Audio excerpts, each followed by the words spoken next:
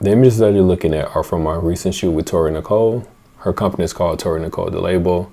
We had a discussion, multiple discussions about how we wanted the images to look. I wanted to really get a good understanding of like what she was interested in, what the brand was about, what the feel is, what's the lifestyle surrounding it.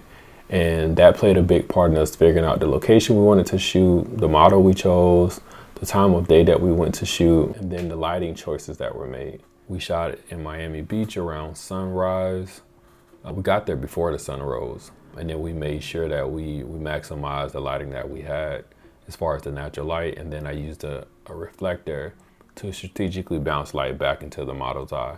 So I'm always really big in making sure that I see catch lights in a model's eye. So as you're looking through the images, you'll see that it's something that comes up. So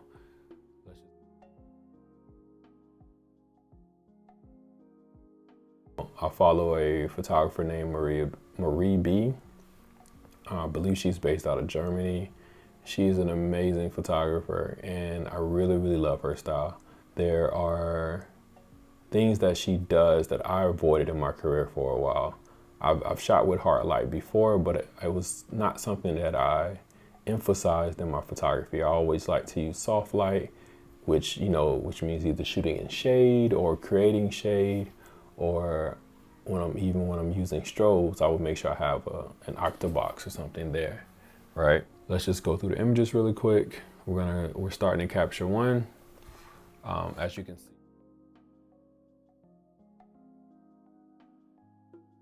As you can see, for this first shot, I shot at a f3.2. My shutter speed was 1250, ISO at 100. In the BTS, you can see where I'm putting the reflector to make sure the light bounces back in our eyes, and we're using the sun as the key light. So I darkened, or I exposed the image for the sun first, and then I added in the reflector after that. So that's why you're able to, still see our skin tone. Nothing is like completely blown out. So yeah, I exposed for her skin first, and then I made all my other adjustments. For me, the skin is the most important thing. So like I never ever want to lose my skin tone or my skin texture. I'd rather underexpose my image than overexpose it. That's why I went down to a 1250 to make sure the image was dark enough to where I could preserve her skin texture and skin tone. I also shot at a 3.2 because I didn't want a lot of detail coming from the background. I just really wanted the tones. I knew those tones would kind of speak to what she was wearing.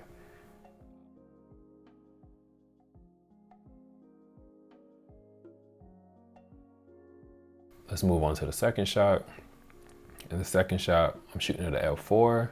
Again, I'm exposing for her skin tone first. So in this shot, I'm doing the same thing. I'm exposing for her skin texture first, and then I'm bouncing light back into her face to make sure her eyes pop.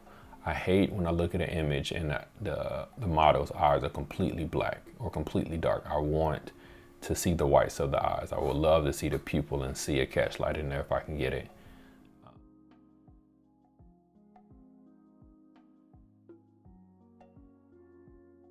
So this one, we're at f4, 1/1000 as far as the shutter speed, and ISO of 100 at 59 millimeters. And in our last shot, we have the same settings as far as the f4, 1/1000, 100 for the ISO, and then we're open up my 24-70 to 35. So I didn't mention this earlier, but I'm shooting with the Canon R5 with the 24-70 with the EF to RF adapter. And yeah, and a cheap reflector from Amazon. Walk back through just the settings that I made in capture one. As you can see, didn't really make any changes. A lot of times my goal is to get things perfected in camera if I can, or get as close as I can. But yeah, I didn't really make any other change. As you can see, nothing. It was just here. And this is also one of those rare occasions where the model's skin is just immaculate. Like Toria did amazing on her makeup, but her skin is just beautiful, man. Beautiful. Again, straight out of camera, I literally made no changes to it. I was happy with what I got straight out of camera. And the same thing with this image, I didn't make any type of changes. So let's swing over to Photoshop.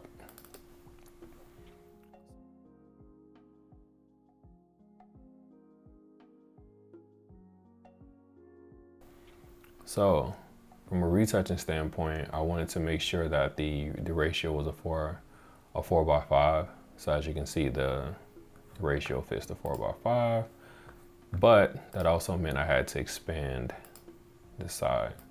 And this was before Photoshop implemented their new tool. I feel like I did a pretty good job. I'm happy with it. It's not something that you can notice. So if we zoom in, you can see the little bit of changes that I made on her skin.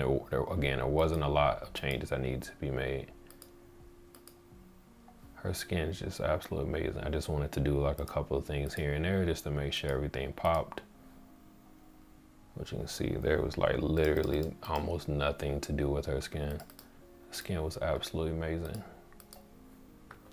Let's move on to the second image.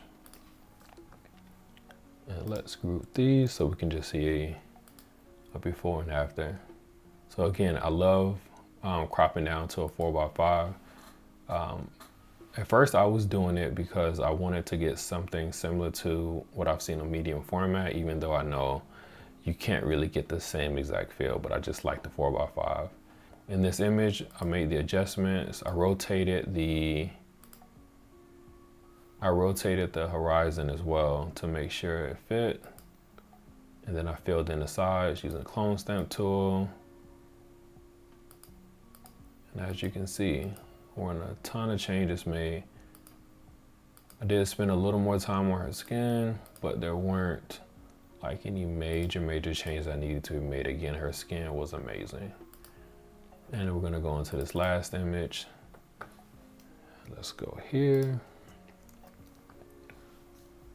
Let's put everybody in the group. So this one was a little bit trickier. Something that Lindsay Adler said in one of her videos a long time ago was that, you know, you're in control of your reality. You can create the reality that you want to see. So for this shot, I actually got really low with the camera to make sure that she filled the frame. I got the horizon below her shoulders, but I did want to fix the horizon. So as you can see, she's in the exact same spot. I had to clone stamp the whole entire horizon, put on its own layer, move where I needed to, and then I just filled in the gaps. That's how I'm able to flip that without anything else changing. And again, this is before Photoshop introduced their new tool, which probably wouldn't even help me in this scenario. So that's how I got the shot, guys. I appreciate you guys tuning in. You know what to do on YouTube. Like, comment, subscribe. Tell your friends. There will be more. The more I get more comfortable in front of the camera, the more I force myself to use my gift of teaching online, the more you guys will see it. I'm going to definitely make this a higher priority. So I really enjoy teaching. I really enjoy helping other artists, getting the kind of help that I didn't get when I first started. So 13 years in, I've seen a lot, been a lot of places, and I hope that the experience that I have will help you improve your art. To the next video. Talk to you guys soon.